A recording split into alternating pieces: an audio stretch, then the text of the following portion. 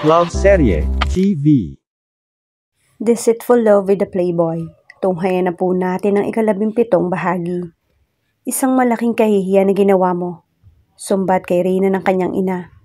Narinig na ng mga magulang niya ang panig niya at nagalit ang mga ito sa kanya. Isa kang hangal. Hindi na lang siya umimik. Napailing na lamang siya sa sermon ng kanyang ina. Ginulat siya ng kanyang mga magulang. Katatapos lang niyang magtanghalian nang dumating ang mga ito. Kailan mo tatanggapin ang katotohanang hindi na maibabalik ng iyong paghihiganti ang buhay ni Divina? Napatingin siya sa kanyang ama na siyang nagsalita. Hindi na nga maibabalik noon ang buhay ng kapatid ko, pero nararapat lamang na pagbayarin ng may sala. Iyon ang intensyon ko. Na parating pati ang sarili mong kaligayahan ay isasakripisyo mo, ganun ba? Sabad ng kanyang ina. Diskarte ko, Toma, pa. Nakikiusap na sabi niya. Konsidere nga ang tunay na may sala. Wala ako magagawa kundi ang paghigantihan siya. Bakit? May matibay na ebidensya ka na ba laban sa kanya? Nanunukat ang tingin ng kanyang ama. Ang punto lang namin ng mama mo, kung talagang responsable si Dre sa pagpapakamatay ng kapatid mo, kalimutan mo na ang lahat. Ginusto ng kapatid mo ang ginawa niya. Sigunda ng kanyang mama. Ganun na lang ba kasimple para sa inyo ang lahat, pa, ma? Hindi siya makapaniwala. She felt very disappointed.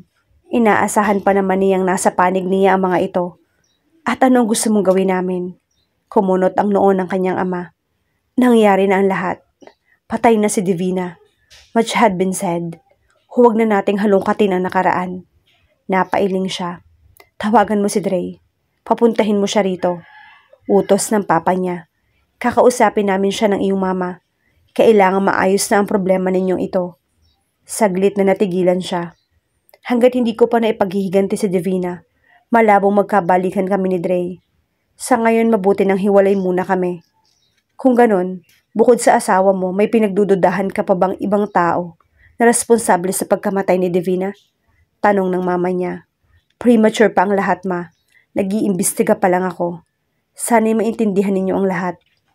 Nagpaliwanag siya sa mga magulang kung bakit siya nakipaghiwalay sa kanyang asawa. Hindi ko alam ang takbo ng aking isipan. Ayoko mapahamak si Dre. Bakit hindi ka kumonsulta sa isang psychiatrist? Suwestyon ng kanyang mama. Masyado mong dinidibdib ang pangako mo kay Divina na ipaghihiganti mo siya. Walang patutunguhan ang buhay mo. Pag nagpatuloy ka, ikaw ang magdurusa sa ginagawa mo, anak. Muli nagsalita ang kanyang ama. Sige na. Tawagin mo si Dre.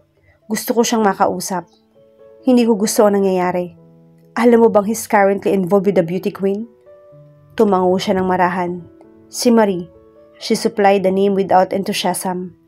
Lately ay palaging laman ng gossip column ang pareha. Okay lang ba sa'yo yon? Tanong ng papa niyang titig na titig sa kanya. Hayaan mo na bang maagaw ng ibang babae ang iyong asawa dahil lang sa isang kalokohan? Kalokohan bang matatawag ang paghihiganti ko sa buhay ng kapatid ko, pa? Nanlaki ang mata niya. Inaasahan ko pa namang susuportahan ninyo yung plano ko. You're on the wrong track, Reyna, sabi ng kanyang ina. Pinahihirapan mo ang iyong damdamin. Maging ang asawa mo'y ginusto mo pang hiwalayan para lamang maipaghiganti ang iyong kapatid. Pero kung tuluyan na kayong maghihiwalay ni Dre, paano? Segunda naman ng kanyang papa. Masugustuhin mo pa ba yon? Kung iyon lang naman ang iyong intensyon, hindi ka na sana nagpakasal sa kanya. Binigyan mo lang ng kahihiyan ng ating pamilya. Nagpakawala siya ng malalim na hininga. Sorry, ma, pa. Alam kong mali, pero mas mabuti na ito kaysa mapatay ko si Dre. Ayoko mangyari yon. Mahal mo bang iyong asawa? Isang tango ang itinugon niya sa tanong ng kanyang ina. Kung ganun, bumalik ka na sa inyo. O joke sa kanya ng papa niya. Pag-usapan ninyo ng maayos ang inyong problema. Pinopormahan niya ang beauty queen na iyon dahil paraan niya yon sa pagpoprotesta. Ang katakutan mo ngayon, makatuloy ang mahulog ang kanyang loob sa babaeng yon. May kalalagyan ka. Hindi pupunta rito si Dre. Putol niya sa sinasabi ng ama. Wala pa siyang balak na makipagbalikan sa asawa. Wala pang linaw ang kanyang investigasyon. Galit siya sa akin. Kita mo na? Umiling ang kanyang ina. Isang pagkakamali ang lahat. Pagkakamaling pagsisisihan mo habang buhay. Bahala ka. Diskarte mo yan. Pero huwag kang magkakamaling lumapit sa amin na umiiyak. Napailing naman ang kanyang papa. Sa bagay, may sarili ka ng buhay. Pero sana'y hindi mo pagsisihan ang kalalabasan ng lahat. Naroon lang kami ng mama mo sa atin. Pero halata ang panghihinayang sa tinig nito. Sana'y huwag nang lumala ang lahat ng to. Nakipagkita si Reyna kay Rai. Magpapakilala na siya sa babae. Malakas ang kanyang kutob na hindi pa nito alam na kapatid siya ni Divina. Hindi man lamang nagbago ang mukha ni Rai nang sabihin niya kapatid niya ang nagpakamatay na modelo. Nagpapatunay na kilala na siya nito. Naikwento na sa akin ni Mark. Nito na panay ang pitik sa ibabaw ng mesa. Noong una nga'y ayaw kong maniwala na kapatid ka ni Divina. Pero ngayon ko lang napagtuunan ng pansin na magkamukha nga pala kayo. Gaano mo kakilala si Divina? Acquaintance lang naman kami. Nagbabatian. Pero sa pagkakaalam ko, naging girlfriend siya ni Dre. And, ano bang gusto mong malaman, Reyna? Napansin niyang straight to the point ito. Sa bagay, I really hate subtle ties. Gusto kong malaman kung nagkaroon din ng relasyon sila Mark at Divina, right? Walang pag-aalinlangan tumango ito. Hindi nagkaroon ng relasyon ng kapatid mo at si Mark. Si Dre ang naging boyfriend ni Divina. Inaasahan nga namin sila ang magkakatuluyan eh. Parang piniga ang kanyang puso sa natuklasan. Talagang si Dre ang dapat niyang sisihin. Niloko at binola siya nito. Don't tell me na hindi mo alam ang nakaraan ni Dre at Divina. Napakagatlabi siya. Well, I used to love the guy, she confessed much to her dismay. Pero ngayong alam ko na yung totoo. Sarado na ang pinto para sa amin ni Dre. And she really meant it. Ngumiti si Rai na ipinagtaka niya. Pagkatapos ay napailing ito na parang nakikisimpatya. Sa bagay, hindi ka namin masisisi kung bakit mo pinakasalan si Dre. Love can be deceiving. Ganun lang kasimple. Tumango siya ng marahan. Ang problema niya ngayon, wala nang balikan sa kanilang asawa. Handa na siya sa kahihinatnan ng imbestiga niya. Ang labis lang na pinagsisisi niya ay kung bakit si Dre pa ang nagpagitna sa kanila ng kapatid. Hindi niya pinagsisisihan ang katotohanan na nagpakasal siya rito. Dahil ang totoo, parehong mahal nilang isa't isa. Kaya lang ay hindi niya kaya magpatawad. Everything still remained fresh in her heart and mind. Lalo pa at kapatid niya ang niloko nito. Hindi pa naman katapusan ng mundo. File an annulment. Hindi lang naman siya ang lalaki sa mundo. Is not worth a single tear, Reyna. I think you're right. May ipinalit na si Dre sa kanya. Siguro naman ay makikipagtulungan sa kanya ang lalaki para mapawalang bisa ang kanilang kasal. Tama ka, Rai. If it's not the end of the world yet, marami pa akong pwedeng ipalit sa kanya. Naliligaw ba sa'yo si Mark? Parang ganoon na nga. Well, he has really changed a lot. Nakakapanibango nga siya eh. Sa tingin ko'y talagang in love siya sa pagkakataong ito.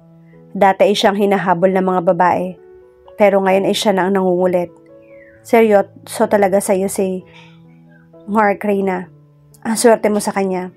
Ikaw ang nakabihag sa pihikan niyang puso. Kibit-balikat lang ay tinugon niya. It's a good catch and much better than Dre. Dagdag pa nito. Nagkausap na kami tungkol sa'yo. He's confident that he really loves you. At wala siyang planong lokohin ka. Na iba ka sa mga babaeng nakilala niya. Speechless siya sa mga inilahad ni Rai. Kung sa bagay, wala siyang nakikitang masamang ugat kay Mark.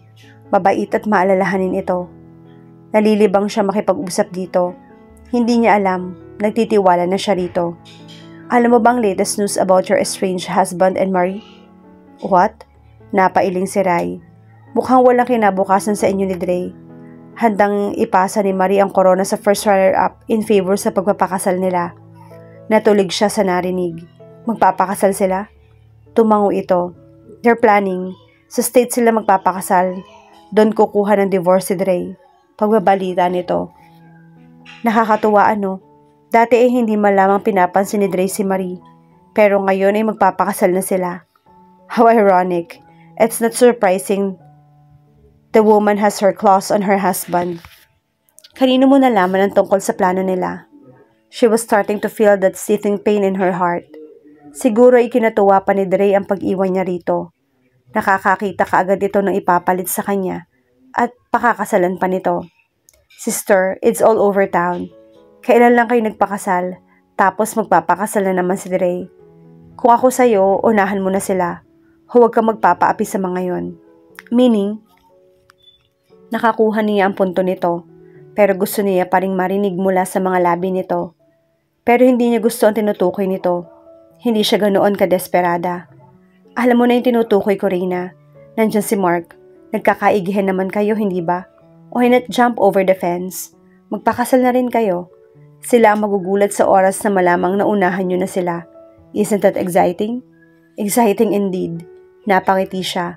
Pero hindi siya magpapakasal kay Mark para lamang makipagkompetensya kay Dre. Sa pagkakaalam niya, intact pa ang kanyang dignidad. Kung magpapakasal man sina Dre at Marie, wala siyang magagawa. Pero meron siyang magagawa kapag ginusto niya.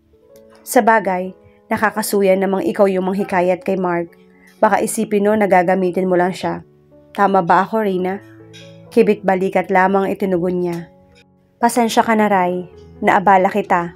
Sana'y masundan mo pa ito. Nakuha pa niyang ngumiti kahit masamang-masama ang kanyang loob. Salamat sa pagbibigay mo sa paanyaya ko. She simply waved a hand. Ang kaibigan ni Mark ay kaibigan ko rin, Reyna. Ngumiti ito kapag kuwa'y tumayo. Pag may libre kang oras sa tawagan kita. Sa bagay, sabay silang lumabas ng restaurant. Tinungo nila ang kanika nilang sasakyan. Bye, Ray. Kinagabihan, bisita ni Reyna si Mark. Ibinalita rin ito sa kanya ang tungkol sa pagpapakasal ni Dre at Marie sa States. Alam ko na ang tungkol sa bagay na yan. Nabasa mo sa tabloid? Umiling siya. Ipinagtapat niya rito ang paglabas nila ni Ray. Talaga? Siniraan niya ako sa'yo, no? Muli siyang umiling. Kakampi mo nga siya eh. Puro phrases yung sinabi niya tungkol sa'yo. Hallelujah. Napangiti ito. Akala ko na may sinabi naman niya sa'yong hindi maganda tungkol sa akin. That's a relief. Ngayon lang niya ako hindi ibinenta. Ngumiti lamang siya. Yung tungkol sa plano nila ni Dre at Marie, hindi mo ba sila pipigilan? May karapatan kang pigilan sila. Papayagan mo naman ba ako? Muli itong ngumiti. Pagkatapos ginagap ang palad niya. Why not marry me? Sa States din tayo magpakasal. Uunahan natin sila. Huwag na tayong makipag-unahan sa kanila, Mark. Hayaan mo na muna. Ang mahalaga kung magpapakasal man tayo, ayun ay dahil mahal natin ang isa't isa. Hindi yung mayroon tayong ibang intensyon. Hindi ka ba naniniwala na nagmamahalan sina Dre at Marie? Sino ang makapagsasabi? Sila lamang makakasagot ng tanong mo yan. Pero duda ako. Hindi totoong mahal ni Dre si Marie. Pinapasikatan lamang niya ako. Marahang napatangu-tango ito. Hanggang ngayon ba ay naniniwala ka pa ring mahal ka pa niya? Be realistic, Reyna. Sa tingin mo ba'y papakasalan ni Dre si Marie kung hindi niya ito mahal? Kung sa bagay, may punto ito. Pero ganun ba kadaling magbago ang damdamin ni Dre? Hiniwalayan niya ito kahit mahal niya ito dahil ayaw niyang mapatay ito. Ayaw niyang siya ang umutas ng buhay nito. Huwag na natin silang pag-usapan. Hayaan na lang natin sila sa kanilang mga plano. Aniya, bukas na bukas din kakausapin na niya ang kanyang abogado. Signal na lamang mula sa kanyang hinihintay nito para maisampa ang kanyang petisyon. Wala naman akong pag-aalinlangan sa'yo. Sigurado na ako sa nararamdaman ko. Mahal kita. I want to spend the rest of my life with you. Puno ng damdamin pahayag ni Mark. Pakiramdam niya ay lumobo ang kanyang puso. Pero dapat ba siyang magpadala sa tamis ng dila nito? Isa ring playboy ito. Katulad na lalaking pinakasalan niya. Paano kung makakita ito nakahihigit sa kanya? Muling malalagay sa alanganin ng kanyang puso. Pero kung hindi niya hihiwalayan si Dre, mababaling kaya ang atensyon nito kay Marie. Maraming dalaga sa paligid, Mark. Hindi katulad kong mabilis na inilagay nitong isang daliri sa kanyang mga labi. Don't say anything negative about yourself and your past, Reyna. Isang pagkakamali ang naging relasyon ninyo. Nangyari na ang lahat. Napangiti siya. Hindi dahil sa mga sinabi nito, kundi dahil may naisip siya. Isang magandang plano makakatulong sa kanya na magpapatunay sa katapatan nito sa mga ipinahayag nito sa kanya. Mahal kita. Wala akong pakialam sa nakaraan mo. Pagpapatuloy nito, wala akong pakialam kay Dre. Dagdag pa na hindi binibitawan ng palad niya. Habang nagpapahayag ito ng pagmamahal sa kanya, hindi niya maiwasang pagkumparahin ng dalawang lalaki. Kung mayroon mang pagkakaiba ang dalawa, hindi niya matukoy kung ano. Malambing si Dre at ganoon din si Mark. Kapwa playboy ang mga ito. Pareho ring romantiko. Masarap na kausap ang sino man sa dalawa. Ang tanging kalamangan lang ni Dre, Ito ang pinagkatiwalaan niya ng kanyang pag-ibig, ang unang lalaking kanyang minahal. Kung una kaya niyang nakilala si Mark, may posibilidad kaya na sa binata niya pinagkatiwala ang kanyang pag-ibig? Posible. Pagkaalis ni Mark, tinawagan ni Reyna si Josie. May ginagawa ka ba? Wala, bakit? Gusto sana kitang makausap, ikaw lang. Do you want me to come over? Pwede. Tinatamad kasi ako magmaneho. Sure, give me 15 minutes.